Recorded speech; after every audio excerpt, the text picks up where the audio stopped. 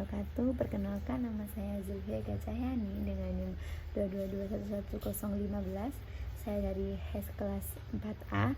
Di sini saya akan memberikan sedikit pemahaman saya tentang hukum pidana dan karakteristiknya. Dalam kehidupan sehari-hari, kita pastinya sudah tidak asing ya dengan kata-kata hukum pidana, di mana dalam bahasa Inggris hukum pidana terdiri dari dua kata, yaitu yang pertama kriminal yang berarti kejahatan, dan yang kedua yaitu law yang berarti hukum.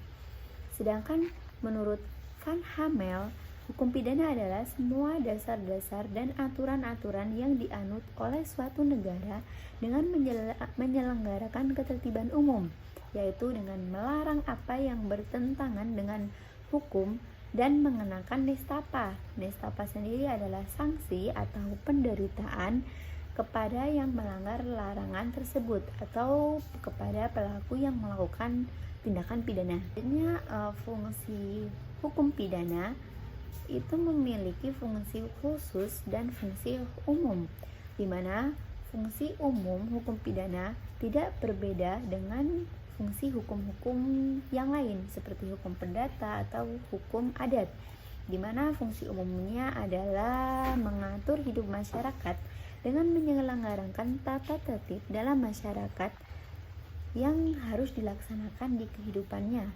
Selanjutnya ada fungsi khusus hukum pidana, yaitu berfungsi melindungi kepentingan hukum terhadap perbuatan yang hendak mengganggunya dengan sanksi berupa pidana, di mana sanksi tersebut bersifatnya itu lebih tajam dibandingkan sanksi yang terdapat pada cabang hukum yang lainnya.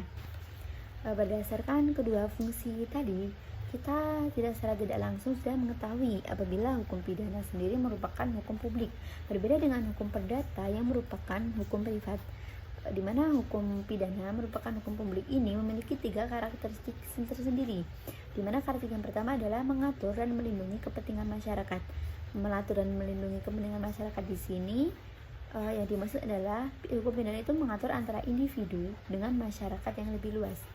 Kalau karakteristik yang kedua adalah penuntutan kepada pelaku pidana tergantung penguasa atau negara.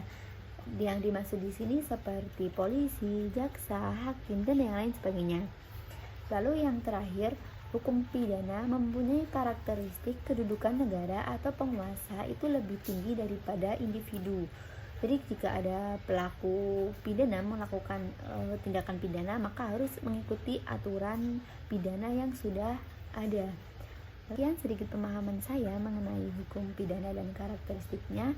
Kurang dan lebihnya mohon dimaafkan. Wassalamualaikum warahmatullahi wabarakatuh.